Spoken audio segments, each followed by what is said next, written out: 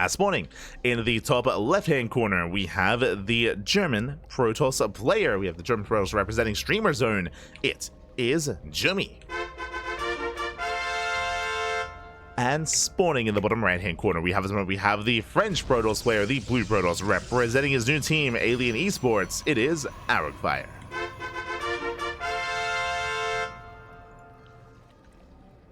Here we go.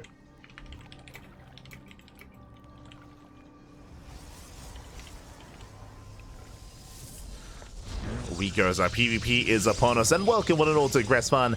I feel a little bit robbed. If you recall, we actually tried to feature Gressvan in the Spirit versus Art series, and we never really did. Like, the game ended before it really began, and it was over. It was over then and there.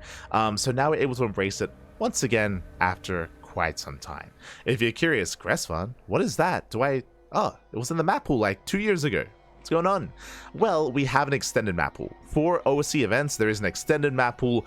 Players, casters alike, community members, they all do vote on which maps to actually bring back and which maps to embrace here each season. So extra maps are added here to OSC events. This season, we have Gressvan, Romanticide, as well as Errorhome. So we have a TLMC map and 2 old ladder maps as well, which have been added to the map pool. So great to see them. It is a bit of a breath of fresh air, especially during the time when Blizzard or ESL, when the map pool wasn't really being updated too often. It's where OSC stepped in and kind of took things into their own hands, not necessarily featuring new maps, but just older maps to kind of freshen things up and to allow players to have a bit of a wider selection. And hey, it works. I mean, despite the vetoes, despite having all the ladder maps available, Jumy and Arrogfire, they're playing on an old map. They chose to. You know, does it say something about the current map pool? Probably. that they're willing to play on Gressvan instead. But I'm here for it. Let's go. So we have Gressvan for game 1. Now when it comes to Gressvan, again, this was in the ladder map pool a couple of years ago. Not too long ago, but like I want to say like maybe 2 years ago at this point. Bordering on 3. Ooh, as Arrogfire does come in with a probe scout, and oh my god, he barely will miss the fake proxy pylon. Arrogfire with the scout, he knows that the pylon is not where it needs to be.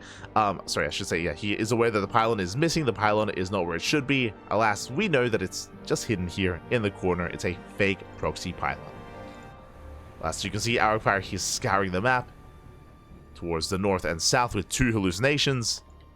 And he will confirm the expansion. And this is a tell. He's like, okay, you're expanding. There is no committed proxy. Should be fine to expand ourselves. So Arrogfire is settling in. We have our tech of choice going for a blink-based opener. Likewise, Jumy across the map going for a robo-based opener instead. Here we go. So it is going to be blink from one and immortal production from the other.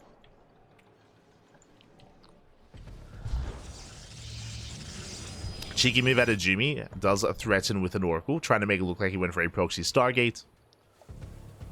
But Arrogfire doesn't quite fall for it. He's in position, that is true, but did not invest into a shield battery. Thankfully. As we are settling in, and we've taken our roles here. Arrogfire is going to be the aggressor, Jumy is going to be the defender. What do I mean by that? Robo-based openers are typically much more defensive because you're lacking the maneuverability and the flexibility of Blink. So you don't have Blink to work with, so we're going to be stuck at home. We're going to be working with less Stalkers, and to make up for that, we should be embracing a higher Immortal count instead. Now, Jumy is going for a faster Twilight Council, so Jumy, he has options. He could either try to catch up with Blink and catch up in the Stalker count, or he can completely skip Stalkers and go for a 2-base all-in and go into something crazy like Glaive Adepts. Like Glaive Adepts plus Immortals, which is a build, and which is viable here. Doesn't scale well into a longer game, but can definitely catch a defending player off guard. As here comes a gateway explosion. Oh, hallucination coming in for the scout though. And Arrogfire, he will confirm. He goes in a little bit further. He does get eyes on one of the gates. He sees one, he sees 2, and oh, there it is. It is going to be the Immortal and Glaive Adept 2-base all-in. Okay. So I'm glad we brought it up. We can still take a third with this, but it's an all-in. It's just straight up all in here. And for the most part, Arrogfire, he has confirmed. Again, he knows that there is no third, and he also sees the extra gateways. He's aware of the gateways. And Arrogfire, he just has to be as active as possible. The goal for Arrogfire here is to pick away at the army. Pick away at it and slow it down as it moves out across the map. Can he snipe a sentry? He gets one. He gets one sentry. Gets a second as well. Does blink away. Arrogfire not losing a single stalker. Mate. Very impressive. Doesn't lose any stalkers. And he's hoping to catch more sentries, more depths, more stalkers. The warp prism as well, as there should be a prism alongside this to reinforce across the map. And Jumy, he's in a bit of trouble here, as he does need to preserve this army. We'll beat out a stalker. Third base on the way for Arrogfire, getting further ahead. Jumy does sneak out with 2 adepts. Does sneak out. Makes his way across the map. Oh, once again diving in. Doesn't quite get the stalker this time. Arrogfire still not losing anything, by the way. The control. Ooh, I spoke too soon. One stalker goes down. Meanwhile, adepts, they get across the map. They shade into the mineral line. They force a recall. And this recall does open things up for Jumy. Now he can push. Now he can move out. He gets 4 probes across the map. I believe there is a warp prism. Yeah, warp prism has arrived. And here comes the all-in. Here comes the push. Jumy trying to catch out these stalkers. He gets 1. Gets a stalker. Shield batteries are on the way. Does have some force fields. Sentry's ready. Has to lock this army down when Jumy overextends. And bleeds out 3 stalkers. Rotate over.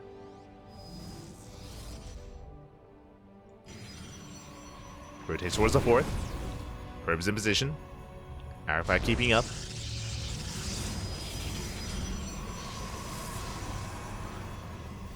Alright, is keeping up, throwing down extra shield batteries. He's well set up. Of course, Jumy could try to shade past the army. As we say that, there we go. Adepts towards the main. Towards the natural. Oh, the immortal gets knocked down.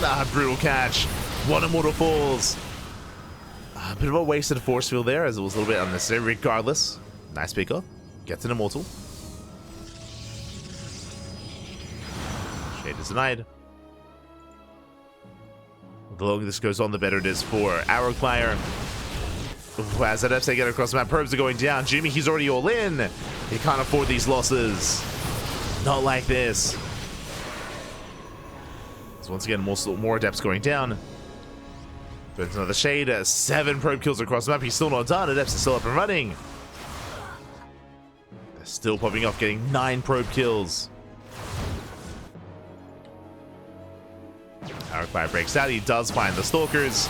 Locks them down. Oh my god, he locks them down. Does find the adepts, I meant to say. Adepts do fall. And Jumy, he has to commit. We're going for a massive push in towards the natural and an immortal drop into the main. It's all or nothing. Jumy shading in. Immortals dropping up. Yo, I didn't even notice we have a Dark Shrine. Oh. Is there any detection here for Arrogfire? Okay, there is. There are some observers. Force to recall. Jumy does recall back home. Arrogfire recalling to the main. 27 probe kills though. And just like that, in one fell swoop with the Archon, so with the Immortal Harass, with the DT Harass, 30 probe kills, Jumy takes the worker lead. No shot. Jumy, he is ahead economically. He has a smaller army, and because of the 3 Nexus setup here, Arrogfire, he should be able to recover. Oh, we're still not done. The Invisible Man, he's crazy. 36 probe kills. And Jumy, he's still in this game. He can still pull this off. Uh-oh. Does hit the 3rd. Going for the Artosis Pylon. Threatens a shade. Pulls away for now. Does pull away. Prism is still trapped it behind the main. I'm still very much so concerned here for Arrogfire, as he's trying to keep up. Another probe falls. Again, in a head-on fight, I have to favor Arrogfire. 100%. Do favor him. But he's been stuck at home. Jumy is built up towards 4 immortals. He dives in. Goes to dive. He gets 1. 1 immortal goes down. Doesn't get the other. Ooh, the punish is real. Jumy's got the defensive advantage. Just off the NG overcharge. Force fields, they do force the immortals back. Nice engage here by Arrogfire. Shuts down the adepts. And the immortals, they do nothing. They're stuck behind the wall. They cannot engage. At the same time, immortals are dropping to the main. Adepts here towards the third. Probes are going down. Arrogfire, he just wants to fight. He just wants to end the game. Oh my god, going for a massive warp in. Warp in is denied just barely. Whew. Warping gets denied. Immortal's going to be going down. Brutal losses here for Jumy. Tries to recall. Won't be able to. Doesn't save the Immortal. Behind this, Arrogfire now retaking that economic lead. He pulls back for the time being. But after sniping the War Prism and the Immortals, he should be confident. Should be confident to move out. Thankfully, he pulls away one of those observers. Let's pull one away.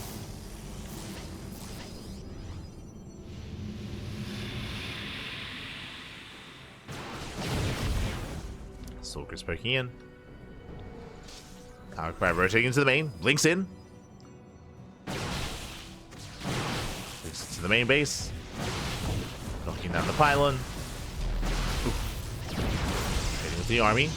There's that recall. Now, what's important here is that Arrogfire does not have to attack. Like, the blue Protoss does not have to push in. Remember, he's up a base. He's up a base. He's up an expansion. He has the defensive setup here with all these shield batteries. He has the ramp. He has the force fields. Jumy's the one that's all in. So Arrogfire just has to survive. Just survive. Just live. Easier said than done. As Jumy, he's built up towards 5 Immortals and 3 Archons. And what are the Archons going to do here? They can break force fields.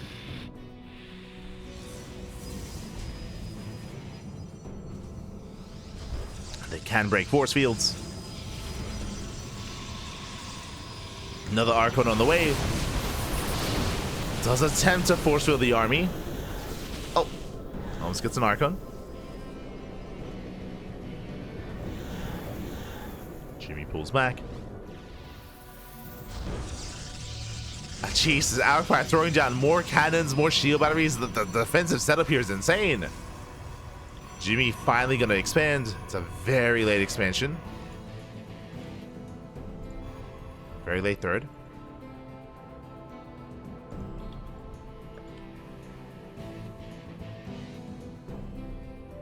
Oh, Prism is going to get put out. Arrogfire in position. Takes down the Prism. Prism goes down. Ah, Jumy, he's hurting. He pulls back. I mean, he saw the wall of sack defense here. He knows he cannot push in. So Jumy, he backs up. Arrogfire now gains map control.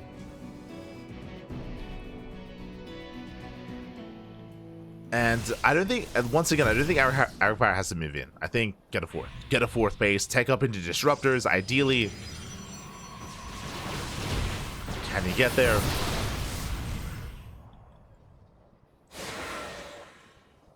As this is a difficult army to break. Speaking of disruptors, Jumy, he's the first to take up. Bay is on the way. This is for disruptor production, which is going to be the ideal. You can be down in supply, down in economy, but mate, if 1 or 2 Novas go off, you can take a fight. Can take a fight.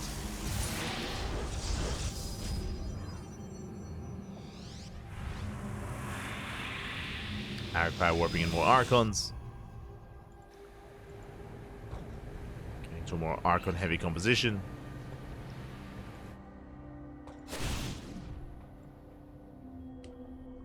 It's going to be a massive adept counterattack here towards that natural. Arrogfire is in position. He's ready for this. He breaks in, forces the recall. Arrogfire likewise going for a dive, but pushing into this is not easy. Pulls away for now. Does pull back.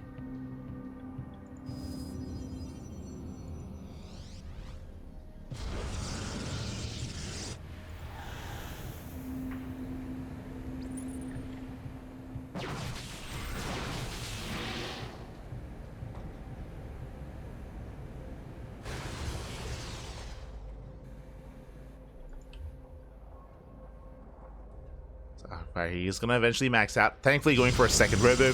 So even though on the one hand, Arrogfire, his tech is late, and it is late tech, he's going to make up for that with double disruptor production. Jumy's got that as well though. Like, Arrogfire's max, but he has to do something with his army. Dropping into the main. Disruptor is in position on the high ground. And the longer this goes on, Jumy, he's slowly catching up. He's catching up in the supply. Hoping to flank the prism. Oh! Not quite able to. Quite able to. Arrogfire pokes in, never goes up. Ooh, brutal connection. Nothing over as well. And you can see Arrogfire plummet in supply. He cannot break this. He didn't intend to though. He had to free up supply. Now replacing disruptors. And we're getting to the point where this is almost anyone's game. Jumy, he's recovering. Still behind. Jumy still, he takes down the prism. Jumy's still behind. Jumy's still down almost 20 workers. True. He's down in workers. He's down in economy. He's down in bases. But the army is what's important here. It's a very high quality army. And again, Arrogfire, he was late to take into disruptors himself. So the advantage that he once had, it's been diminished. It's a diminished advantage now for Arrogfire.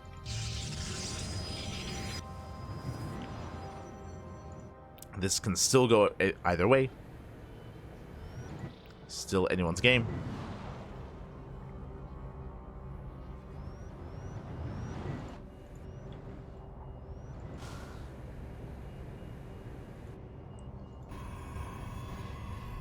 So Arrogfire, he does rotate. Knocks down the expansion.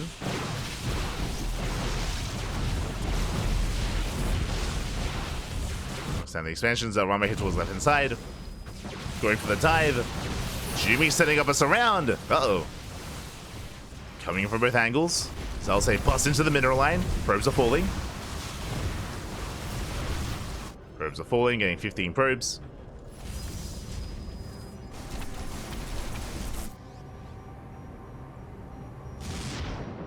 Workers going down. Once again, Jumy down to 33 workers. Ay, ay, ay. Still very tense. Arrogfire moving in. Still how many disruptors? We have 6 for Jumy, 6 for Arrogfire. Very tense. Nova goes off. And Jumy doesn't quite pay attention. GG gets called. The Novas connect and Jumy barely not able to recover. Arrogfire takes game 1. Whew. GG. Arrogfire does take a lead, does take game 1.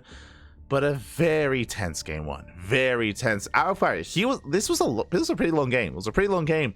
And Arrogfire, he was ahead for what? For most of it. He was able to shut down the 2 base all in. He was able to gain a better economy. But he was late to tech, and I mean, props to Jumy. Props to Jumy because he made him work for it. He made him work for it. He almost recovered. Remember, he killed what, like 30 probes? He killed like 30 workers with just DT harass and adept counterattacks and the immortal drop as well. It was, I was concerned for Arrogfire. I was getting very concerned that Jumy was going to be able to claw his way back in and fight back, and almost did. Almost did. GG. GG, well played. Arrogfire takes the lead, and now we're getting into game number 2. We're going to be loading into Romanticide. Let's go. Loading into Romanticide.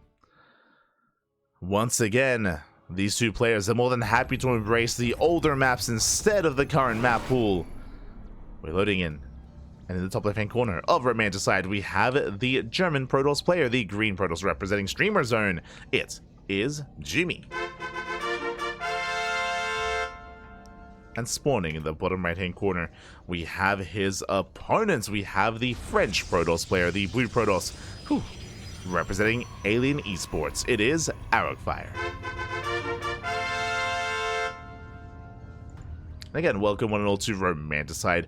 Once again, one of the more larger and macro maps in the map pool. We have a plethora of bases to take, plenty of bases to expand to, 3rd, 4th, 5th base. Very easy to cut in half as well. We have casted many a long late game here on Romanticide. I brought this up last time, I'll bring it up again.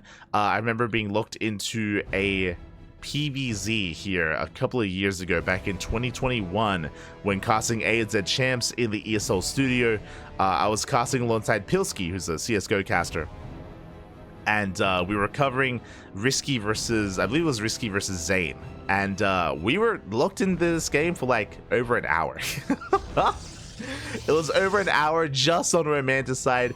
And our food had arrived like 10 minutes in.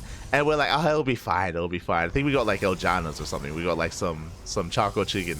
And Pig, he was the 3rd caster, and he was off for this series. So Pig, he was happily just eating away. He was he was eating all of our food, and we were locked into an hour game, with both Risky and Zane just staring each other down, just staring at each other, unironically.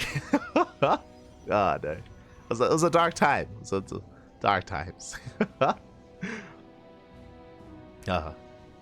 But yeah, we'll split map scenario, Sky Toss versus you know, Broodlords and Lurkers and Vipers and Infestors. Yeah, good times, good times. What made it worse is that Risky was maxed. He was maxed out at 200 supply and he had a bank. Zane was at like 150, like 150 supply, was broke because the entire map was mined out. And Risky refused to push in because he didn't know. He didn't know that Zane was broke and couldn't actually make anything and couldn't actually max out himself. For a good like half an hour, Risky could have A moved and he just didn't know. So he was just like posturing. It was just like non-stop posturing and rotating and like getting like a cannon here and there. It was like walls of cannons and shield batteries, and it was like getting like a building here or there sort of thing. And that was the game for like half an hour. It was no. Dark times, man. Dark times. But we're back. We're back on Romanticide. Oh, no.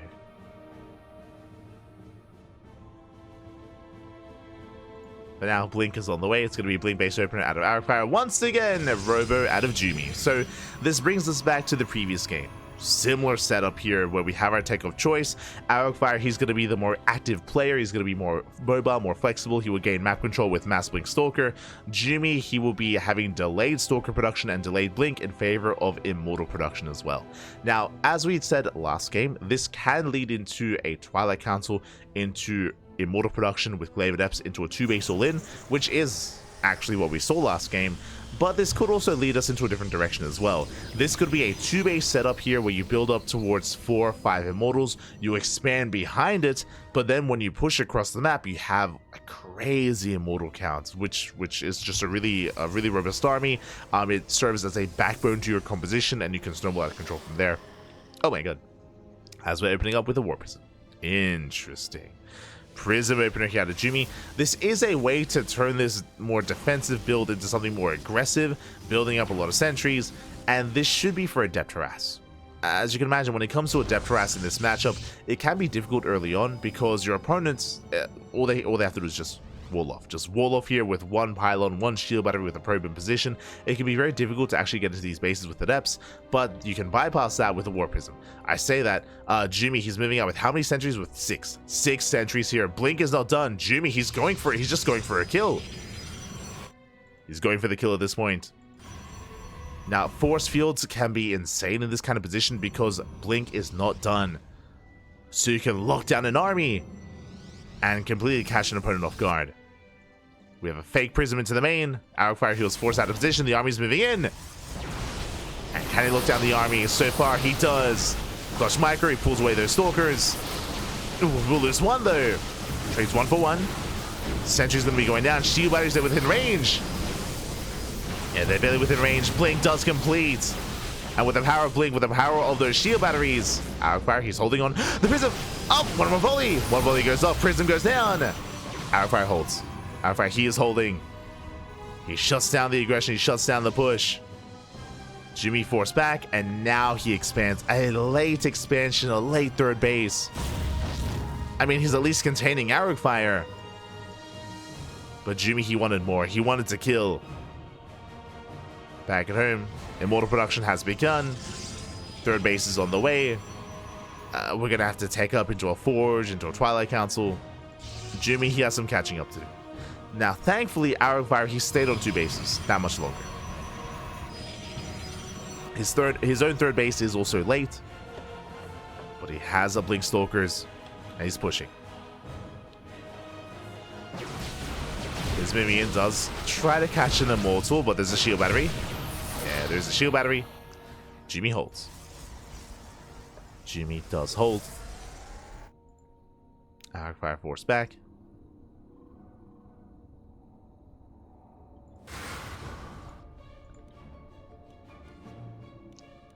Gonna be rotating instead. Rotating over, looking for another way in.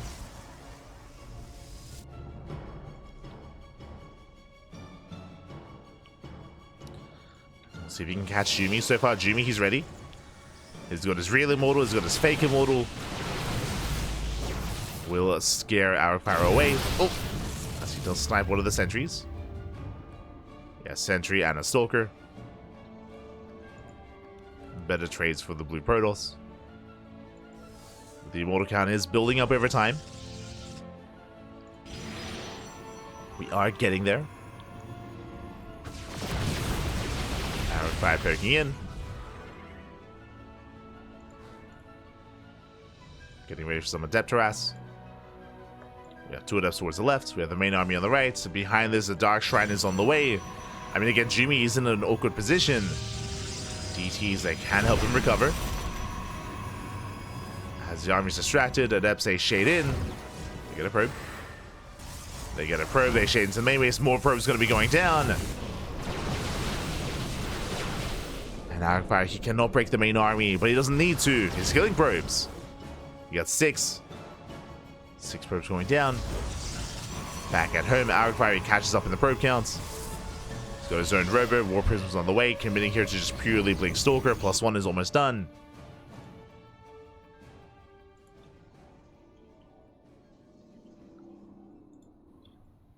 Arrogfire does poke in. Takes down the shield battery.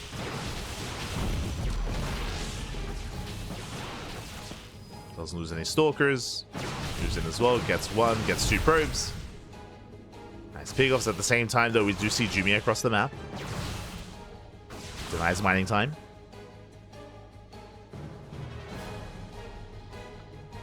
Does nice some mining. More Adepts here towards the south. Getting 2, getting 3 more probes. Oh! Getting 4. Getting up to 5, actually. As he's still not done. Oh my god. Getting up to 5 probes.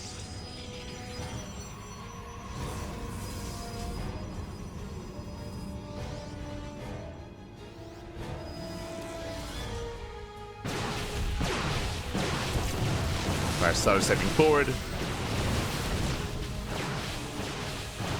The expansion does deny the 4th. But disruptive production has begun. And that's my biggest concern here. Once again, just like the previous game, Jumy, he's so quick to recognize when he's in a rough position and how to just skyrocket ahead in this game. How? With Dark Templar and with Disruptors. Speaking of, we have 4 DTs in the Prism. Dropping off here at the base. Do we have any detection? There is 1 observer. It's across the map. Probes are going to be going down. There's that recall back home with the observer. Massive Stalker army trying to move in, but there's 3 immortals. Yeah, there's 3 immortals to defend. Arrogfire is just being pulled apart. There's DTs everywhere. The Invisible Man denies the cannons. They're going for the main base. The probes are going down. 18 probe kills. Prism does fall. But the DTs are still popping up. Yeah, he's just being pulled apart. We have a DT in every single mineral line. Observer finally makes it back. Takes down 1 Dark Templar. He gets 2. And now there's 2 left. And that's 30 kills. 30 probes going down. There's the recall saving the DTs. 4th base is denied. And Jumy, he can just back off from here. He doesn't have to keep going. He cripples Arrogfire with 4 Dark Templar, and 2 of them made it back home as well. And what's crazy is behind this, what do we have? Disruptors. Disruptors, they are building up. There's 3 Disruptors already. Which means Arrogfire, he cannot push in. He's gonna try. Disruptors a little bit far behind. Base is under fire. Catching one of the Immortals. The Disruptors, they have revealed themselves. Never goes off. Force the blink away. Nothing available. Does snipe 1 Disruptor. Not bad. 1 Disruptor goes down. Gets the Immortal. Where are the other Disruptors, by the way? They're lagging behind. Jumy, bring the army together. Bring it together. They're just out of this. Okay. Okay. This would be an easier defense if we had those Disruptors. Regardless, GG gets called. We don't even need them, as Jumy will fight back, putting a point on the board. GG. Whew. GG, well played. Jumy didn't even need them, Pap. He did wreak havoc, killing 30 workers with those DTs. Again, Jumy had a very aggressive start. Did not quite get the damage he was hoping for. He was in a bit of a rough position trying to transition out of this. We saw that Arrogfire was able to pull him apart with a Depteras, with his Blink Stalkers as well. But then the DTs arrived. Then the Dark Templar, they hit the field, they killed 30 workers, they crippled the economy, and throughout all of that, Jumy was just building up his Disruptor count. He was safe and sound back at home, nothing to really threaten him. It was just all over the game, all over Arrogfire. GG. GG, well played. We have a series, we have a back and forth. And we'll see who takes the lead in the series, as we are going to be loading into Ultra Love for Game 3. We're finally loading into one of the current ladder maps in the map pool. We just featured Gresfun and Romanticide, but now we can slow things down and embrace Ultra Love. Here we go. As spawning in the top right hand corner of Ultra Love, we have the green Protoss player, the German Protoss, representing Streamer Zone. It is Jumy. And spawning in the bottom left-hand corner, we have his opponents. We have the blue Protoss player representing his new team, Alien Esports, the French Protoss. It is Arrogfire. Let's go. Get a very clutch, very intense game here in series so far between Jumy and Arrogfire, but we'll see who takes a lead in the series. Who will take that 2-1 advantage? Oh boy. As so far, every game, Jumy has been opening up Robo. Now, we have seen him mix it up. Game 1, Robo into Immortals, into 2-base all-in with Immortals and Glaive Adepts. Game 2, we saw a fast Warp Prism with 6 sentries to go for a very early push, which did fail, but did lead into a 3rd base, into a longer game, into fast Disruptors. Jumy did recover. What are we going for here in Game 3? Do we go for a Robo once again? Do we open up Disruptor Drop or something crazy? No shot. Well, we'll keep an eye on it. Keep an eye on Jumy. Arrogfire, for the most part, isn't playing standard. Just 2 gates into the natural, into Blink.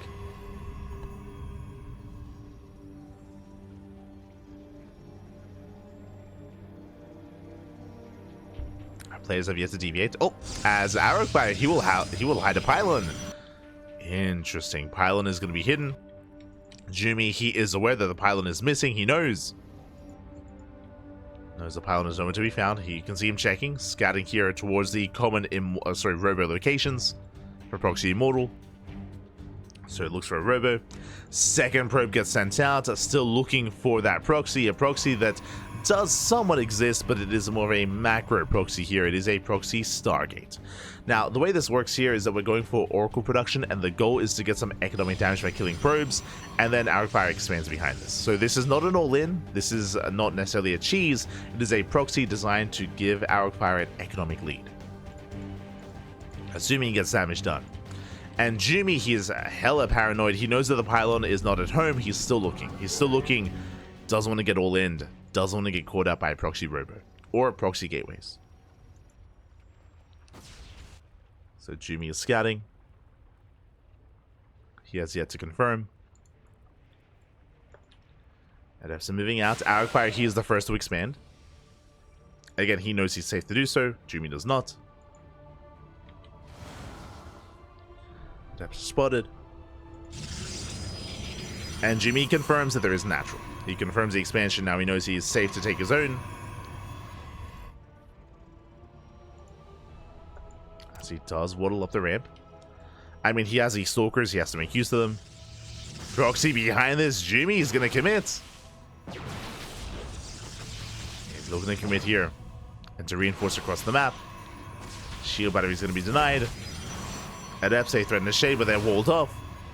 And the Oracle's going in. Now as the Oracle dives into the main, Jumy, he's breaking down that front door. Goes to the pylon. Meanwhile, Oracle's wreaking havoc. Probes are falling. They're just trying to bust in. Likewise, knocking down that front door. Gonna be 6, 7 probe kills. Meanwhile, across the map, everything gets depowered.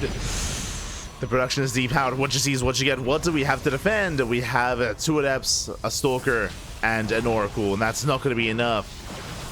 Or is it? Oh, forcing back the army. Gains control of the high ground. Reinforcements, they continue. They just keep warping in. And Arrogfire, I mean, he just canceled that pylon, which means Jumy, he can still break through. There's the anti overcharge. Hatchery under fire. Jumy, he wants that one force field.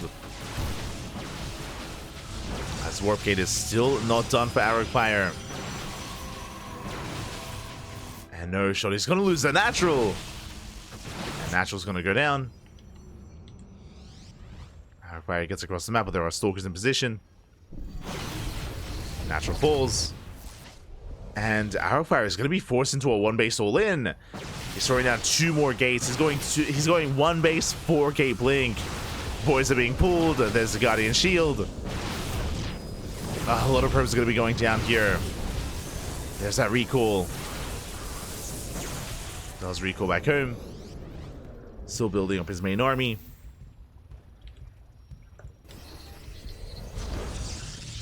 The Oracle can still be active. There is still potential for Arrogfire to get some damage done. He's down in workers.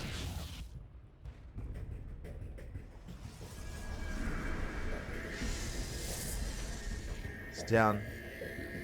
Sets up the stasis. Okay. Arrogfire, he can bounce back here. If he baits the army to shell. He baits the army. Potentially. Heads into the main. Get some probes. There it is. 5 probes. Not bad. 6 probes even. 6 probes going down. Jumy does spot this with the observer. Worker counts are evening up. Jumy's still up in supply, as he's been mining more for longer. So he's been benefiting more from that greater economy. Again, Arrogfire is still on 1 base. Just now finishing his own natural. Ay, ay, ay.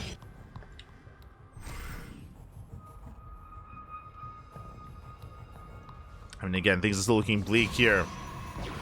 As they shade in, they get another 4 probe kills. Barely not 5. Jumy's still warping in more Adepts. This one pylon. Ah, no. He doesn't stop.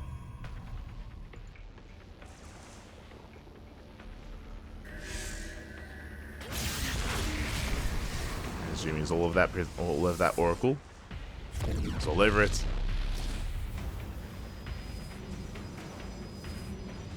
Likewise, you can see Jumy, he's waiting for the army to move out. He has the observer. He's waiting for an opening with those Adepts.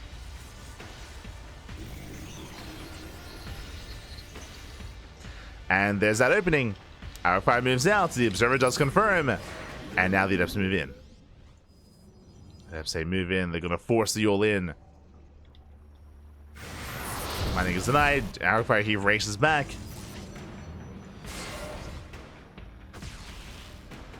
Does race back home. Nice wall off. Okay. Nice handling of the situation. Arrogfire defends. But Jumy still has the greater economy. It still has a faster third. It's almost done at this point, building up immortals and getting further ahead. And Arrogfire, he is all in. Getting a 5th proxy gate. Let's go. Does try to commit. Straight far the stage trap could be a factor. The immortal going to be targeted down. Nice pickup. The immortal does fall. Arrogfire, he does blink in. Tower going to be knocked down. Scares Arrogfire away. Does force a rotation. Jumy keeping up. Last he has his immortals. He has the concave. Collapsing on the army. Force field does help. Up. Goes to the dive. Does dive in. Despite that, there's still another immortal.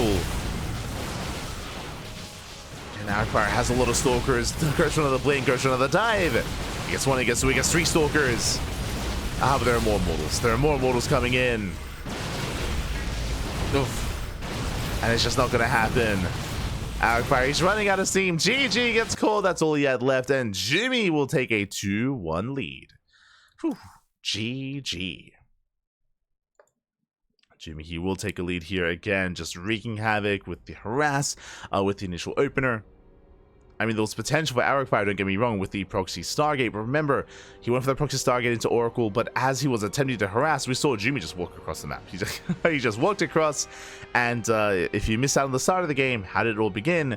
Jumy killed the natural. He killed Arrogfire's natural base. It was insane damage at the start of the game, especially in a mirror match, and Arrogfire, he just could not recover from that. He did try to, and he was getting some damage done, but losing an entire base that early on in the game was just something that he could not quite recover from. I wasn't able to bring it back in the end. GG. GG, well played. Jumy takes a lead, and now Jumy, he is 1 game away from advancing on into the next round. The pressure is now on Arrogfire. We're going to be loading into Frostline. Let's go. Let us go. As spawning in the top right hand corner of Frostline, we have the German Protoss player, the green Protoss representing Streamer Zone. Leading the series 2-1. One more game is all he needs. It is Jumy. And spawning in the bottom left hand corner, we have his opponent. We have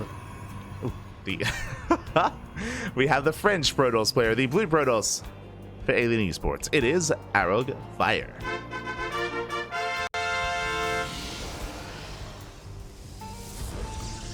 We go.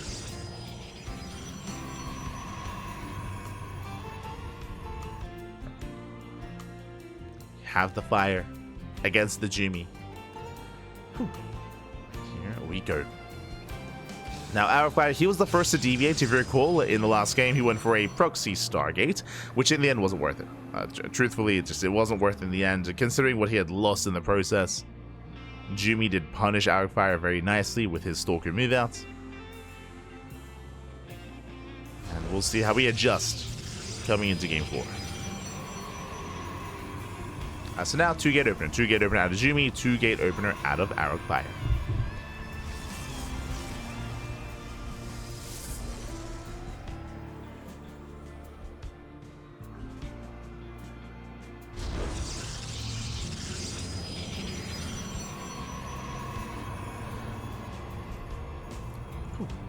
We have our 2-gate opener. This will lead into either double adept, double stalker, or stalker sentry. The initial 2 units here are going to dictate how aggressive or how defensive our players want to be. So our eyes are on the cyber cores and on the gateways. We could even open up sentry into expand and skip the 2nd unit. We have options. Here we go. We have the answer. Stalker sentry out of Jumy is going for a standard opener, very safe. Meanwhile, ooh, it's going to be double adept, I would assume. There we go. Double adept out of Arrogfire. So Arrogfire, he's going to be the aggressor, opening up not just double adept, and a Stargate with Oracle Harass as well. So mass aggression from Arrogfire. The goal here is to kill probes to get economic damage, as Jumy should have the faster expansion. Oh, I say that. You have a pylon block. Pylon does block. Pylon does delay. Meanwhile, big shout out to Thriving GG. Thank you so much. Thank you so much for the raid. Hope you had a great stream. Hope you had a great ladder session. Hope you had a great time. Bienvenidos, as we are nearing the end of our matches here. We're covering the OSC Season 12 Championship, the lower brackets, and we have had a plethora of matches already here. We just wrapped up with Solar versus Lemon, Spirit versus Art, Mixu versus Baby Marine, and now we are here with the match of the night with the PvP with Jumy versus Arrogfire. Let's go. Let us go. As Arrogfire, he does threaten a dive. As we mentioned, did open up double adept with the Oracle as well. Oracle is moving out as we speak. And as a result, the natural base is going to be delayed. It's going to be a delayed expansion here by the Protoss, by the blue Protoss player.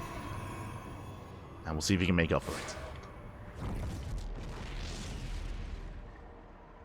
As he does shade in. Oh, Jumy a little bit late to respond. Probe's going to be going down. 2 attempts taken one shot. They get one, they get two. They get a third. 3, 4 probe kills going down. The Oracle comes in from behind, catching more workers, and Jumy is being pulled apart. Being pulled apart completely. 9 probe kills already. And the Oracle escapes. The Oracle does get away. Oh my god. Being a little bit greedy towards the end. Getting 10 probes. 10 probe kills, pulls away. Taking more hits. Oh, and the Oracle is barely gonna escape. With 4 HP, second Oracle does arrive. Behind this, Arrogfire, his natural's just not finishing. And Arrogfire, he takes the lead. Does take a worker lead. So far, solid damage. Jumy behind this will have faster tech. Getting to Blink Stalkers. Blink has begun. But actually, Arrogfire not too far behind. As he's caught up. Yeah, the blink timings are neck and neck. The advantage of Jumy was supposed to be that expansion, but it's not there anymore. Going for the stasis. Jumy, he does respond in time. Oh no! Ooh, he tries to. Did misjudge that. Alas, 4 probes get caught. Arrogfire still all over this. Still all over Jumy. Again, disrupting the economy. Getting to blink. Another stasis going up. This time won't quite connect as well. There we go, just on 1 probe.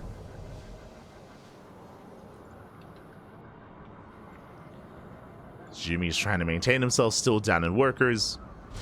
Getting to his own blink. And for the first time this series, we're going to be seeing Blink Stalker versus Blink Stalker. Typically, throughout Game 1, Game 2, and Game 3, we've seen deviations working into faster robos, into immortal-heavy compositions. Not this time. As Arrogfire is taking his third, extending his economic advantage. And Jumy, setting up for a proxy. I mean, it makes sense. Jumy, he's taken a lot of losses, so what is the answer? 2-base all in. It's gonna be a 2-base all in, but he gets caught out. Arrogfire, he finds a proxy, he shuts it down. That's a kill, not a cancel. Gateway does fall. And Jumy, what do we do from here? Do we go for a later expansion? Do we try to commit anyway? Arrogfire pulling back. Moves out with the Oracles. Jumy does find them. And will send them away. Oracles do survive. They get the revelation. Behind this, how many gateways? We have 1 at the natural. We have a 4, soon to be 5 gates set up in the main. Yeah, 5, 6, 7 gates on 2 bases. Jumy, he has to commit.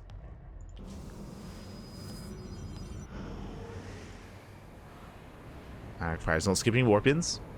Stalker counts are neck and neck. There's a shield battery here at the third. Likewise, shield battery here at the natural. Stasis traps are set. This is not going to be easy for Jumy. Likewise, he still has no proxy. He has no way to reinforce on the front lines. There's no robo, there's no warp prism. What you see is what you get. And the longer this goes on, the better it is for Arrogfire. As his third base, it's about to finish. It's about to complete. It's getting saturated.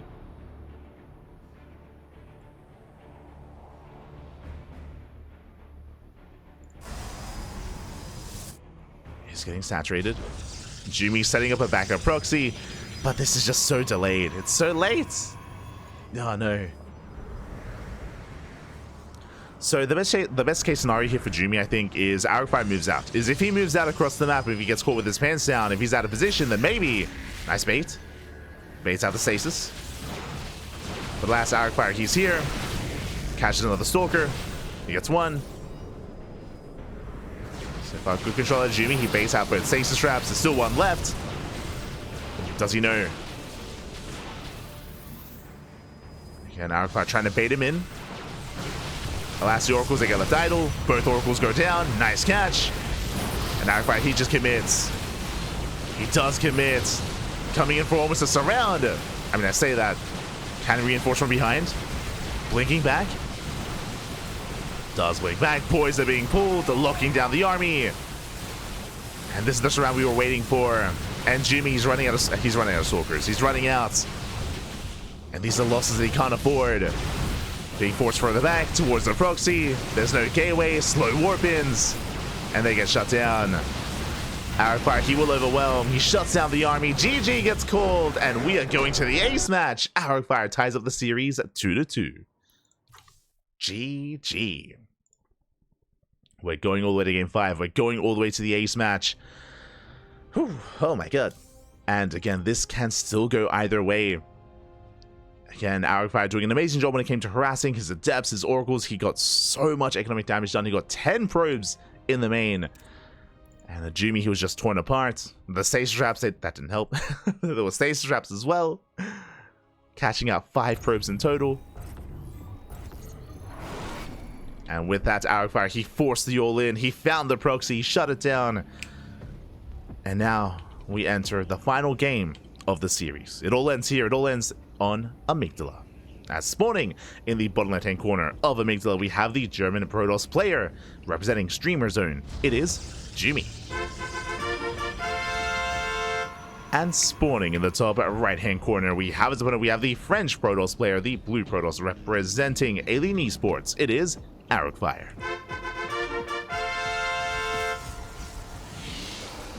We go.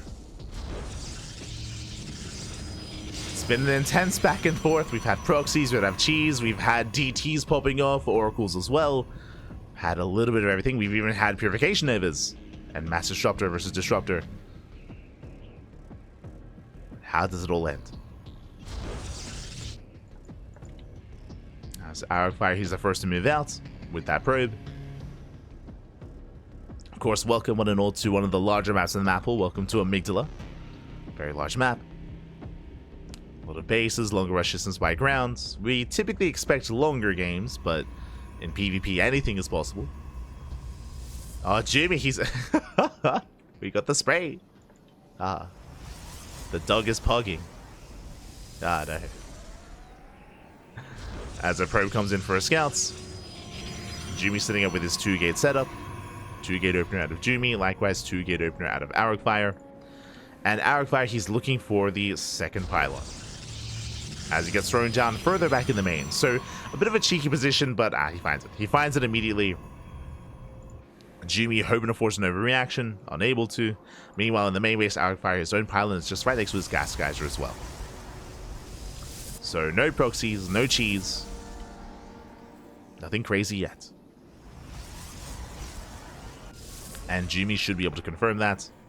Ooh, as we have a greedy opener out of Arrogfire. We spoke about this. Is going to be a double sentry opener. Meanwhile, we have a sentry stalker, so standard opener out of Jumy. Arrogfire, I'm curious if he's going to cancel one of those sentries and get a faster nexus. As that second sentry was delayed.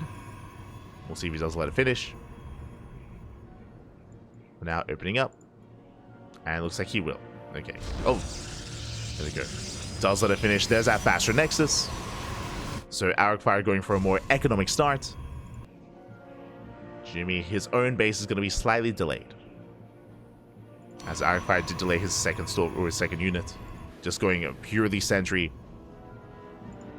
Now Jumy, he will confirm. He did save his probe. He gets it alive. Comes in for a second scout, and he gets eyes on the timing and the production or the progression on the nexus. So he knows. Jumy, he knows he's slightly behind, at least economically. Arrogfire going for the Twilight Council into Blink. And Jumy going for his own Robo. Okay, back to basics. Again, for those that are tuning in from the raid, once again, thank you so much for thriving, GG. Big shout out.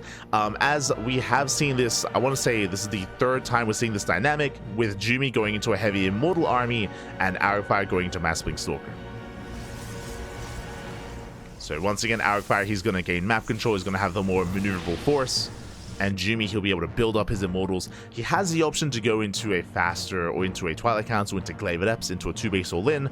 Otherwise, we could just see him take a slower approach, build up his immortal count, slowly get a 3rd base, get that up and running, and head in towards the mid-game. That's going to be additional sentries. Are we willing to go War Prism first? Nah, Immortal. Okay. Immortal production has begun. No War Prism. So he's just building up. And again, the immortal count makes up for the lack of Blink Stalkers, at least in a head-on fight.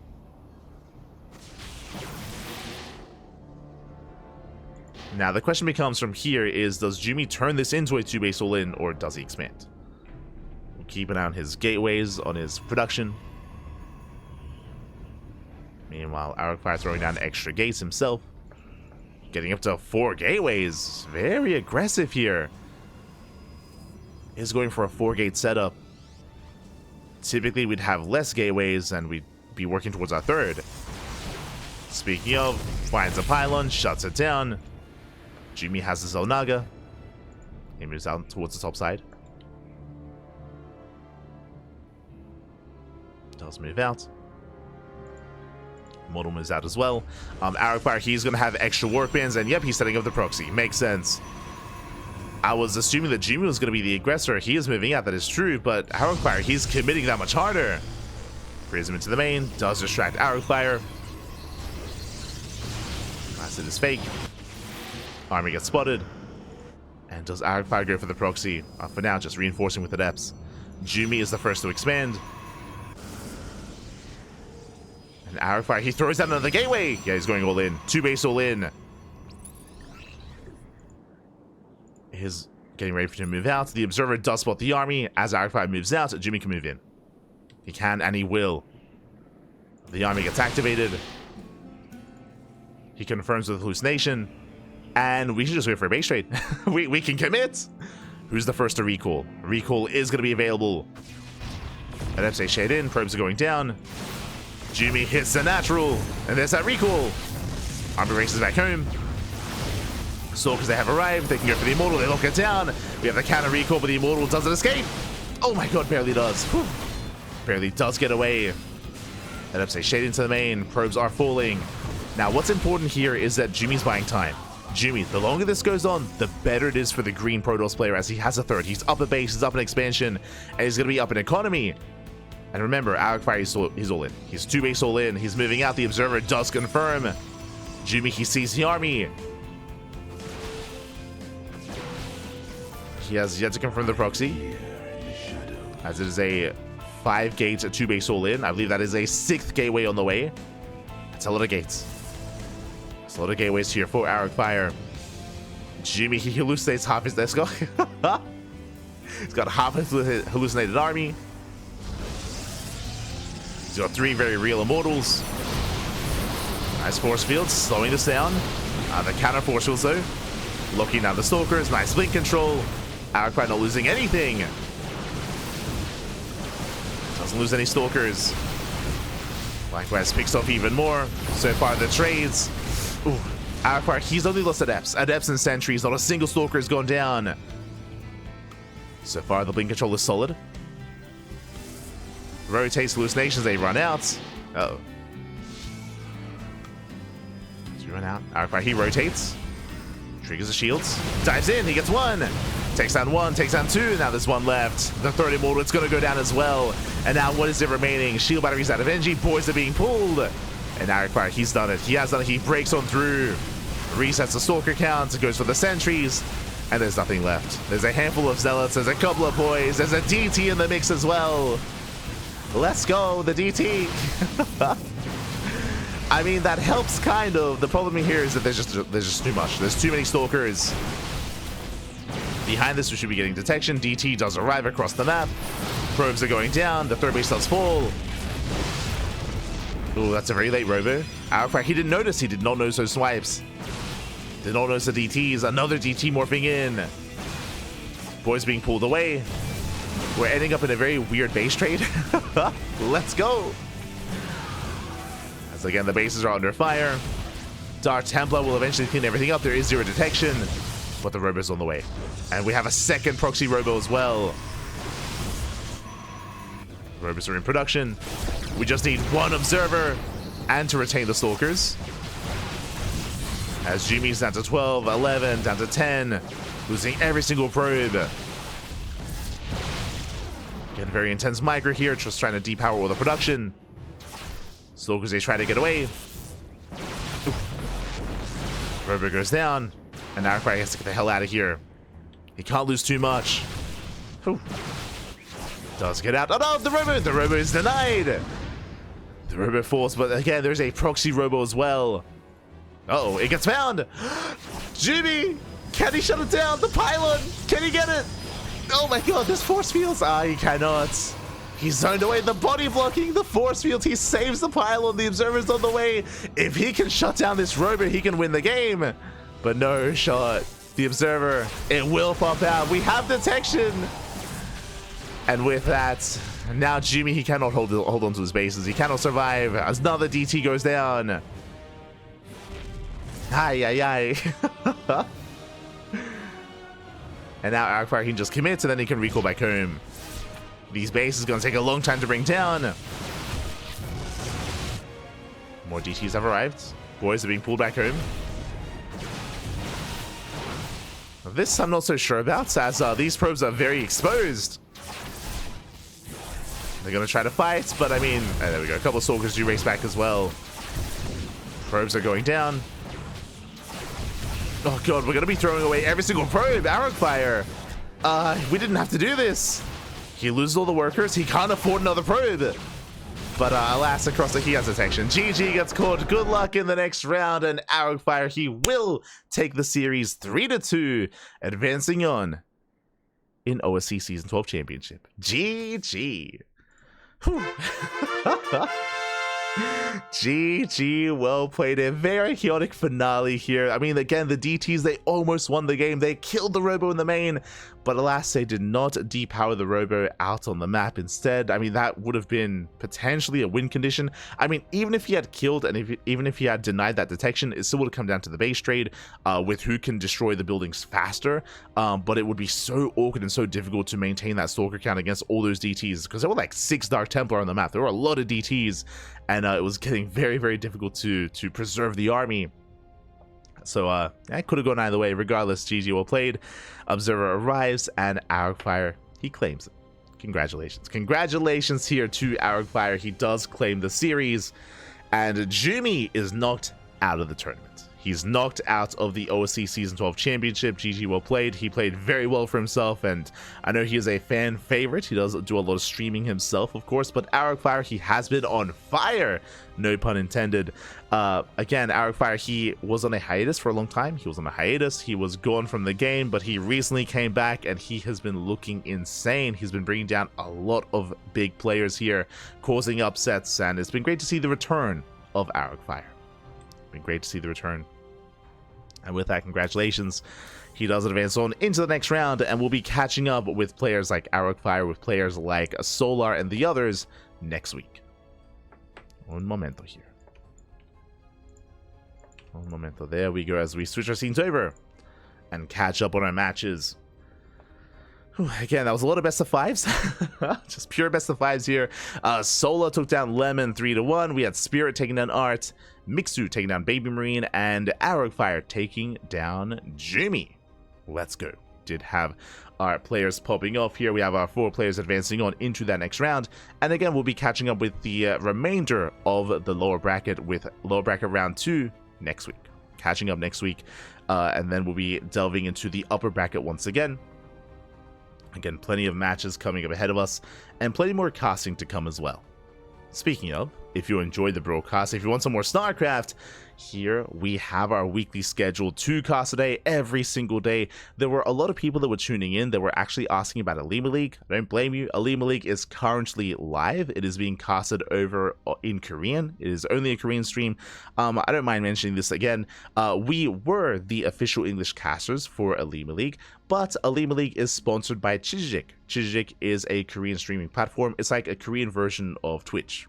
Because Twitch is banned. Twitch is banned in Korea, so they have their own platform instead, and they sponsor Alima League. Because they sponsor it, their prerequisite, their prerequisite to stream it live is for it to be on the platform, on Chijik. Has to be streamed there, cannot be streamed anywhere else. We streamed a couple of weeks of it over on Chijik, but it is a Korean site, so everything's in Korean, everything's in Hangul. Likewise, the routing to the Americas and the routing to Europe isn't ideal, so it's actually, there's a lot of buffering if people try to watch from other regions in the world, so it's just not very friendly to international viewers and to the international player base. And because of that, we didn't really get much viewership. We were casting it, you know, we were like the official English casters, but like it didn't really mean anything because not a lot of people were tuning in. So we're like, you know what, it's probably better for us if we just cast via replays a couple of hours later. So that's the plan. That's why you can see here that Alima League, we're going to be going over those replays Wednesday morning at 9 AM KST. This is around like 5 or so hours after the event ends. So after the event ends, I mean, I'm going to be asleep, going to wake up, I'm going to get the replays ready, and we're going to be jumping into the cast. So we won't have a live cast of Alima League, unfortunately, but it is merely hours after the event concludes. That is how we approach this. I think Wardy does something similar, but Wardy, he has his own stream at a more European-friendly time. Ours is a little bit later in Europe and a little bit more ideal for NA and for Korea and for Oceania. So we have our own time slots when we cover Alima League. That's how we do approach this. Likewise, we have plenty of other casting going on. We have the Enki Pro Series in the evening. We have the KSL on Thursday. We have the Podcast, Amantes, Code for Giants Cup, Kung Fu Cup, Warcraft 3 Edition. We have MSO, STC, and SEL. Plenty of content. Again, we have 2 casts a day every single day. I mean, kind of 3 casts a day on Saturday and 1 on Sunday. You know, all up for it over the weekend. You know, we make up for it. But plenty of content, plenty of casting. If you enjoy the casting, if you want some more StarCraft action, we cast more than any other channel out there, more than Wardy, more than Steadfast, more than anyone else. The content is there, the quantity is there. All the casting, all the StarCrafts, we have it for you. If you can't watch anything live, then do check out the VODs over on YouTube. You can check us out on YouTube. The VODs are uploaded on a daily basis. There's a lot of content. There's a lot of content on YouTube, and we also live stream on multiple platforms. We stream here on Twitch, we stream on YouTube, we stream on TikTok, we're on Facebook, we're on Kick, we're all over the place, all things CranKy Ducklings. So if you have a preferred platform, you can follow us there.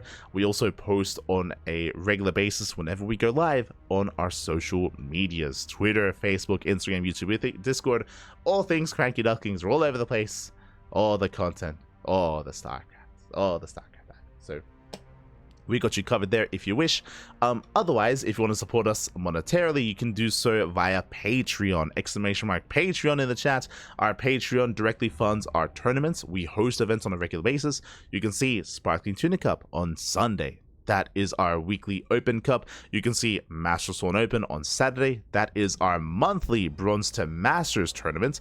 And we also have the next week, Sea Duckling Open. That is our monthly Bronze to Diamond tournament. So we have events for amateur players and we have events for pro players as well. And all the money that we make on Patreon goes towards those tournaments. If you want to help us grow those tournaments, you can do so via Patreon. We also give out replay packs. We got a lot of replay packs to hand out as we do a lot of casting every single day. So again, those are available if you wish. Otherwise, thank you. Thank you for watching. Thank you for tuning in. We do appreciate the support. For now, we're going to be wrapping up. I am looking forward to getting some sleep because I slept like 4 hours today. Like 3 hours today. I did not. It was. I'm running on fumes, Pappy. Running on fumes. But I look forward to getting some rest and being ready for Alima League. It's going to be amazing. It's going to be beautiful. I'm sure it's going to be a great broadcast. So make sure you tune in. Again, Alima League is going to be in less than 12 hours time. Let me just double check the calendar here. I said less than 12 hours. In 11 hours, in around 11 hours. In 11 hours time, we are going to be live with a Lima League, so make sure you're there for it. Otherwise, we'll see you when we see you. You know, whether you're there for a Lima League or for KSL or for the Enki show match, regardless of what you're there for, you know, I'm sure you'll find us at some point. We're always live, we're always casting. So yeah, drop by next time, and I'm sure you'll enjoy the StarCraft that we have to offer. I say StarCraft, we are going to be featuring the Warcraft 3 versus StarCraft mod on Friday. I've never casted it before. I have no idea what I'm stepping into. I'm excited though. I'm excited, and Yaku is going to be joining me for that broadcast as well. Look forward to it. Look forward to it. It's going to be an experience. We'll see. We'll see what happens. We'll see what happens. Otherwise, thanks for watching. Thanks for the support. Stick around. We're going to be giving another StarCraft stream a raid. Who is live? Who is live at the moment? Who can we send everyone over to? Let's have a look here. Rotterdam is doing a ladder stream. Loco is casting replays of the Elite Cup. Who else do we have? We have Uppetry, who's sleeping, still doing a sub stream. We have Rex, who I believe is casting. What else do we have? Do I recognize anyone else that's live? Yo, we got Lika Lika.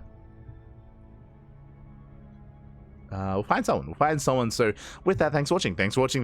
Thanks for your support. We're going to be heading off. And again, we'll be live later on tomorrow morning with some more StarCraft action. Until then, thanks for watching. See you next time. Ciao. Papi, ciao. See you next time. Thanks for watching.